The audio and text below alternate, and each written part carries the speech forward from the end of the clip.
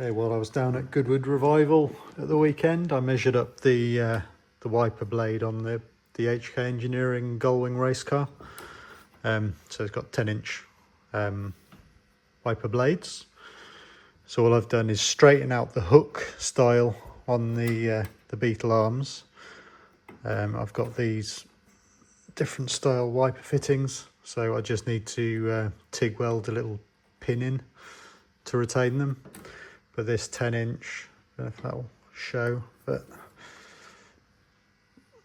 that's really nice, and it ends about there. So perfect throw in the end on the driver's side. There's a bit less on the passenger side, but obviously I'm more concerned with the driver's side and to get as much height as possible. So realistically, you're not going to get much higher than that. And down at the bottom, it looks like it's quite a distance away, but you need it for the angle when it comes down. And also, I can't see that bit anyway because it's behind the instruments. So that's it. And also you can see here this bit of bar. So I'm bending that up to be a support, a body support underneath there. That is going to weld down to the steering cross beam, potentially onto here as well, or potentially when the main supports go under the body that way, I'll weld those together. And then I'll also be doing an extra brace between the original A-post and the new A-post bar. And obviously with this, that required new toys. So here's my tube roller. So I've got just flat dies in, or flat rollers in there. I've also got these curved rollers for rolling tube. Part of that was for the body supports, but also for the door hinge sort of centre bar once I trimmed this down. In the end, I think I need to have just a central really thin piece, because see where the hinges end up. That is pretty much the centre of the car, that centre line, so I don't have any extra width. So I'm going to neck down the centre bar to that position, but I'm also going to build up some sort of framework within there to get a bit more strength. And part of the things is to just very slightly roll some square tube either side, just to match the curvature of the roof. You can see, and then I'll drop down in the sort of hinge areas like the original Gullwings did. So I should be able to just about squeeze it in underneath here, and the hinge is in its position, and then I'll go straight to the front tube here. At the back, it's a bit lower, so I'll go underneath the hinge and then up to the B post, or the B bar. Yeah, I'll also be rolling tube for supporting here for the hinges, and obviously where the boot's going to come down round here, all the way, well, round the back. I'm mainly thinking for bumper supports, but also just some framework for the panelling in here that's going to go. I don't know how clear that is, but there's the tube bent in to match the profile of the trailing edge of the bonnet. So that's a variable curvature from a plan view. Like that, it's a milder curve in the centre and then whips round at the sides. And then there's also a very subtle crown in the top. While I was at the big stuff, I've also done this. I don't know if you'll be able to see it. Don't know if that's the final position I'm still playing, and actually I'm going to hold off that one until I've got hinges. I'm having second thoughts about which hinges to use for the boot. So obviously that might well impact where the hinge points are. But yeah, thinking a bit more about how to frame out the rear now. Okay, so I've been working a bit more on the spine for the door hinges. So I think the light is, you're not really seeing very easily how it's constructed. It's not finished. Obviously it's only tacked, but I've got the plate down the middle, and then I've sort of made a frame either side. I want to spread it out where it's going to weld onto the tube at each end. But for the moment, because I've got the sort of circular cutout at the front of the plate, and the box at the front is shaped to fit perfectly onto the tube as well, as are these little bits on the end. They fit really nicely. So yeah, so it goes onto the tube like that, swings up, and then I've just put a single M6 bolt and drilled and tapped the tube in the middle. So that is holding it up all nice and centrally.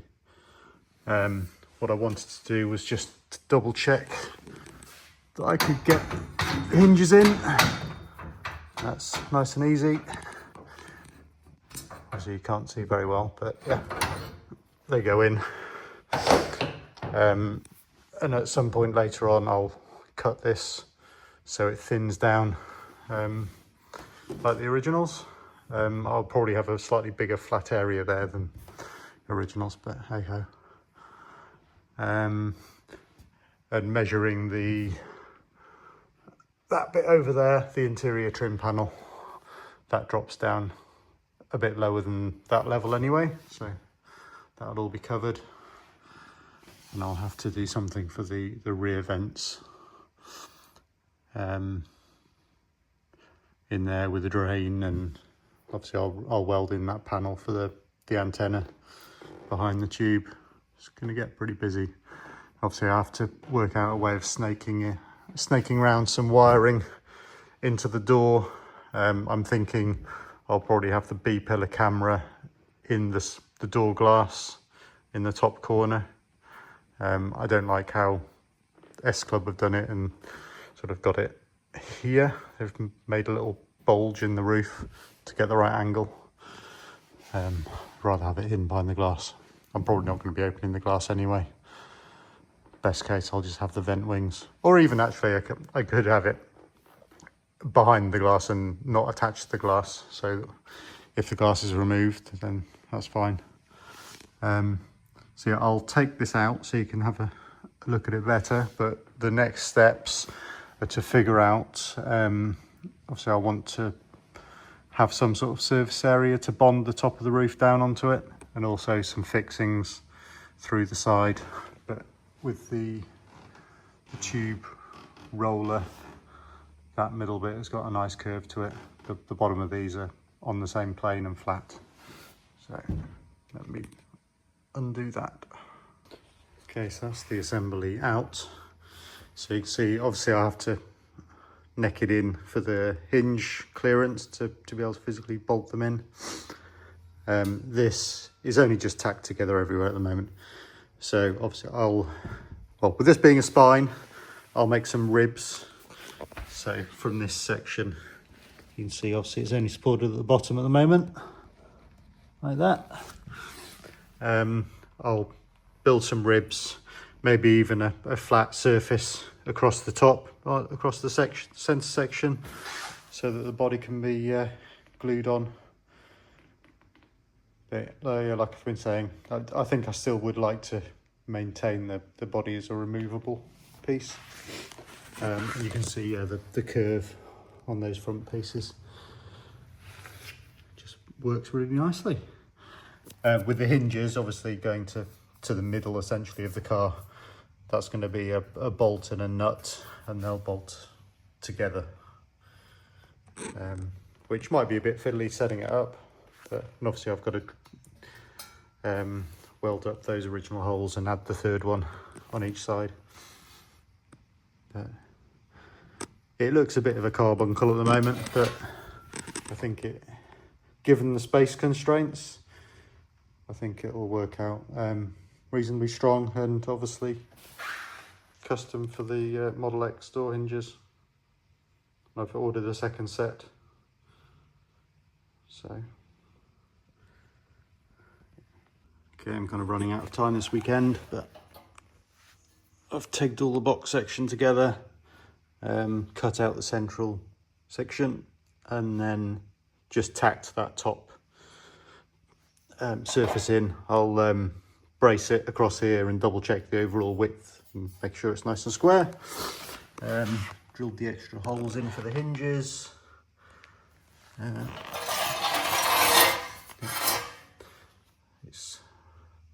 had to tweak it a little bit just to get it back square, but it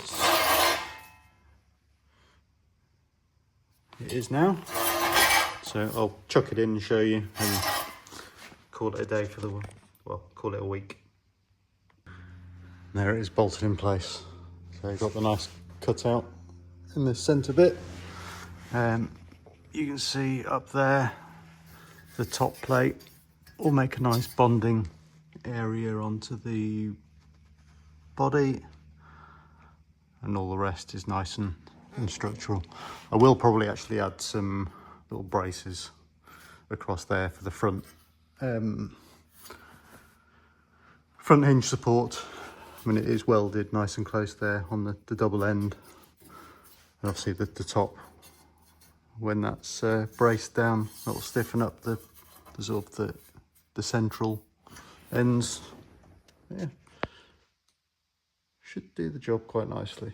And when the other pair of hinges I've ordered off eBay arrive, I can start chopping. Mind you, I'll have to get the door inners in the final position first, and then yeah, that's it.